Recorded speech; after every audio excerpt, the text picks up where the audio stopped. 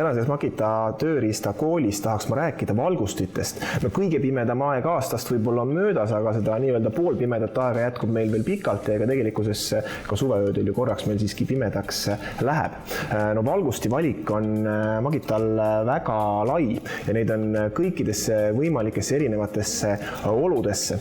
Alustame sellest, et neil on loomulikult sellised universaalsed töötegemise lambid, mis võiks sobida nii-öelda enamus väikestesse töökodadesse, koju, sellised, mis nii-öelda saab erinevas asendis panna valgustama kas siis väikest ruumi või mingit konkreetset eset või konkreetset tööd, mida sa kuskil laua peal teed. Ja siin on võib-olla 2 sellist põhilist mudelit, mis näitavad otse ette, mis näitavad külgedele, näitavad erinevaid valguseid.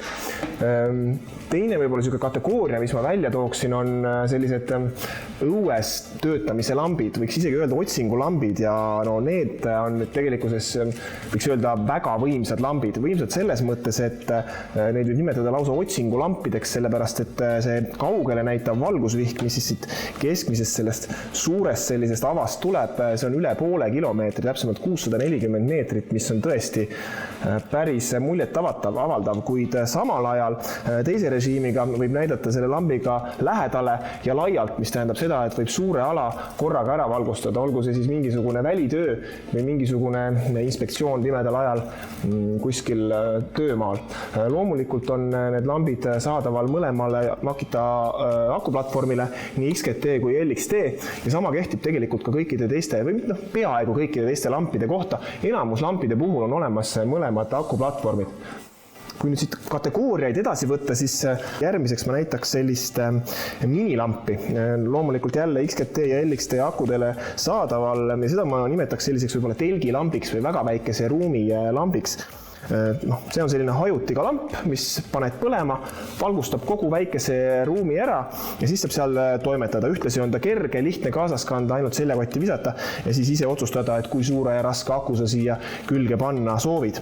Veel, mis on põnev omadus sellel väiksel lambil on, et tegelikkuses on ta ka laadija, ehk et siis siit pealt sa saad oma telefoni laadida, nii et kui sa seda suurt akut juba kaasas kannad, siis võid sa võib-olla seljakotist mingisuguse teise võrdlemisi palju kaaluva akupanga maha jätta, sest see ongi akupank. Üks vahva lamp, mis on tegelikult ka minul kodus endal pidevas kasutuses, on koos raadioga.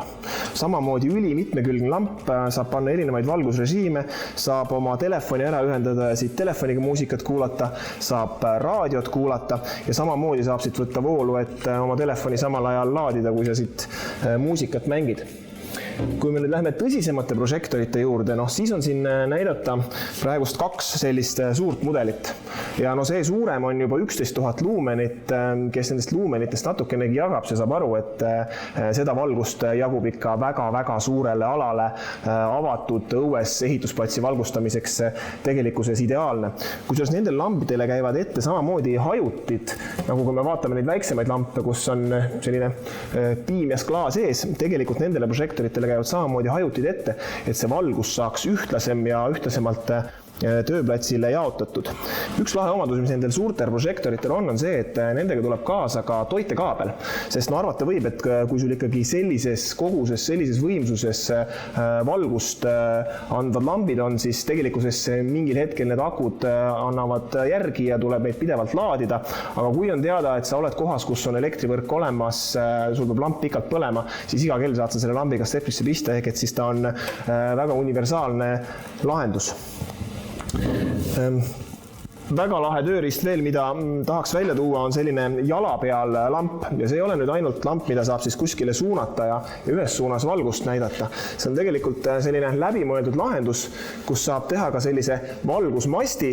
Need lambid saab külgedelt alla pöörata, lambi saab kõrgele tõsta ja on korraga üks suurem ala valgustatud. Loomulikult käib see väga mugavalt kokku, üsna kompaktseks, et seda on mugav auto pagasiruumi tõsta ja sealt siis uuesti välja tõsta seal, kus seda parasjagu vaja on.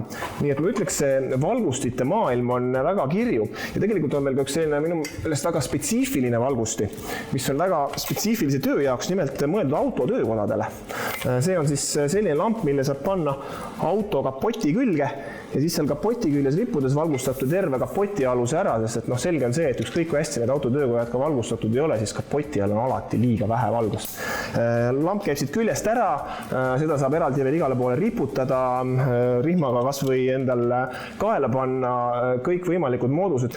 Nii et valgustimaailm on kirju, ma usun, et igaüks leiab siit midagi, nagu ma ütlesin, mõlemale akuplatvormile, nii LX-teele kui XGT-le on üldjuhul enamus lambid olemas, nii et see ei ole piiravaks teguriks. Muide, kelle jaoks võtteplatsi taust on natukene uudne, olgugi, et siin on need ilusad Makita stendid, siis tegelikult täna me oleme natuke teises kohas, mitte Makita demoruumis. Me oleme tööriista maailmas, mis asub Makital põhimõtteliselt üle tee, üle Pärnu maantee. Tööriista maailm on väga hea Makita toodete edasimüüja. Neil on valikus üle 500 Makita tööriista kohe laos olemas ja loomulikult veebipoest on saadaval kõik Makita valikus olevad tööriistad ja need tulevad siis juba üsna kiiresti, kui neid tellida. Saadaval on ka varuosad, siia saab tuua tööriistu hooldusesse, nii et tegelikkuses tööriista maailmas saab Makita asjade seisukohalt täis teenuse.